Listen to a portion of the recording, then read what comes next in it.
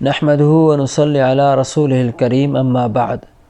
بسم الله الرحمن الرحیم اللہم انی اسألک من فضلک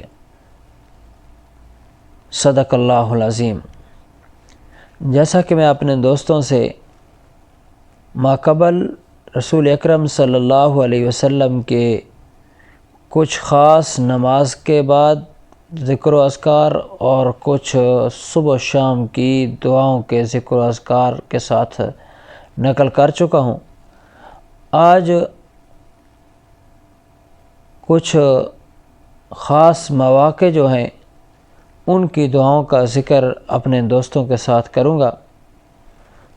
تاکہ ہم وہ پڑھیں اور پڑھ کے اللہ رب العالمین کی رحمت کو اپنی طرف متوجہ کریں، کیونکہ یاد رکھیے دوستو بھائیو، نبی کریم صلی اللہ علیہ وسلم کا ہر طریقہ میرے اور آپ کے لیے کامیابی کی راہ ہے۔ آج کفر اور بالخصوص سائنس اور ٹیکنالوجی اس چیز کے بڑی غور و فکر میں محو ہے کہ جو رسول اکرم صلی اللہ علیہ وسلم نے آج سے کئی سو سال پہلے کچھ چیزیں کھانے پینے بیٹھنے اٹھنے کے طریقے بتائے، ان کے اندر خاص سائنس اور ڈاکٹری اور ٹیکنالوجی اور ان ساری چیزوں کے ساتھ بڑے کچھ اہم ضوابط ہیں اور ضابطۂ حیات ہیں انسان کی زندگی کے لیے۔ تو اس لیے ہم تو امت ہی ہیں اور اس چیز کا بھی دعویٰ کرتے ہیں کہ ہمیں نبی کریم صلی اللہ علیہ وسلم سے محبت ہے، لیکن اس کے باوجود بھی ہم ان چیزوں سے غافل ہیں۔ تو کیا رسول اکرم صلی اللہ علیہ وسلم کی دعائیں ہیں کہ ایک ایک دعا انسان کی زندگی کی نجات کے لیے کافی ہو سکتی ہے۔ تو لہٰذا مجھے اور آپ سب کو ہر وقت اس چیز کا فکر مند ہونا چاہیے کہ ہم عاشق رسول ہیں، محب رسول ہیں، لیکن کیا ہم عشق اور محبت والی جو باتیں ایک ذات اور ہستی سے کرنی چاہیے کیا ہم کرتے ہیں یا نہیں کرتے ہیں؟ تو میرے خیال کے مطابق ہم قطعاً نہیں کرتے وہ محبت اور عشق کی باتیں جس کے ساتھ کی جاتی ہیں۔ دنیا کی جھوٹی محبتوں کے پیچھے تو سب کچھ کیا جا سکتا ہے، لیکن نبی کریم صلی اللہ علیہ وسلم کی جو سچی محبت ایمان کا جز قرار دیا گیا ہے اس کو ہم کرنے کے لیے تیار بھی نہیں ہیں۔ تو وہ محبت رسول اکرم صلی اللہ علیہ وسلم کی یہ ہے کہ اللہ کے رسول نے فرمایا جو میرے سے محبت کرتا ہے وہ میرے طریقے پہ چلے گا، میری سنت پر عمل کرے گا۔ تو بہرحال آج کی دعا یہ ہے کہ دعا مسجد میں جب داخل ہوں تو کیا دعا مانگنی چاہیے۔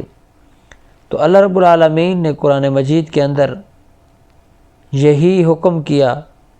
کہ ہم نے مسجدوں کا حکم اور سجدہ گاہ بنانے کا حکم صرف اور صرف مومن اور مسلمان کے لیے کیا ہے دوستو بھائیو۔ تو اب اللہ رب العالمین کی عبادت بالخصوص جو نماز والی عبادت مسجد میں ہم کیا کرتے ہیں تو اس کے لیے اس کا فضل مانگنا ضروری ہے، اس کی عنایت اور رحمت مانگنی ضروری ہے، اور یہ اللہ ہر کسی کو توفیق نہیں دیتے۔ تو لہٰذا جب ہم مسجد میں داخل ہوں تو یہ چیز پڑھنی چاہیے، اللہم انی اسألک من فضلک، اے اللہ میں تیرا بندہ محتاج ہوں، مفلس ہوں، لاچار ہوں، تیرے دربار کے اندر آیا ہوں، مجھے اپنے فضل سے مالا مال فرما دے۔ اس لیے علماء کرام فرماتے ہیں کہ انسان کو دنیا دنیا دنیا ہر وقت نہیں کرنا چاہیے، اللہ کا فضل بھی ساتھ ساتھ مانگنا چاہیے۔ اگر اللہ کے فضل سے خالی دنیا ہے تو یاد رکھو نہ تو اس کا فائدہ کچھ دنیا میں حاصل ہوگا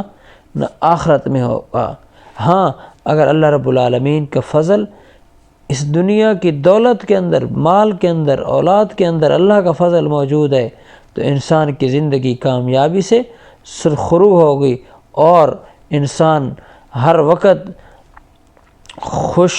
حالت میں اپنے آپ کو پائے گا۔ تو لہٰذا دوستو بھائیو، یہ ہمیں اللہ رب العالمین پڑھنے کی توفیق نصیب فرمائیے، اور اگر وضاحت کرتا جاؤں تو بہت بات لمبی ہو جائے گی۔ تو اس دعا میں اللہ کا فضل عبادت بھی ہے، اور اللہ کا فضل اللہ سے اپنی دعاؤں اور ضرورتوں کا مانگنا بھی ہے۔ اس دعا میں اللہ سے اپنے فضل، مال اور اولاد میں برکت مانگنا بھی ہے۔ تو یہ ساری کی ساری جزیات اس کے اندر آ جاتی ہیں۔ اگر جا تو مسجد کے اندر رہا ہے لیکن اس میں فضل کا سوال کر رہا ہے، تو نماز کے اندر بھی جب انسان اپنی محتاجی کا اظہار کرتا ہے تو پھر اللہ رب العالمین اس کے لیے دنیا اور آخرت کی ہر قسم کی ضرورتوں کے دروازے کھول دیتے ہیں، اور اس کی وجہ سے انسان ہر چیز کو اس میں طلب کر سکتا ہے۔ تو اللہ تعالیٰ سے دعا ہے اللہ عمل کی توفیق نصیب فرمائے۔ وآخر دعوانا ان الحمد للہ رب العالمین۔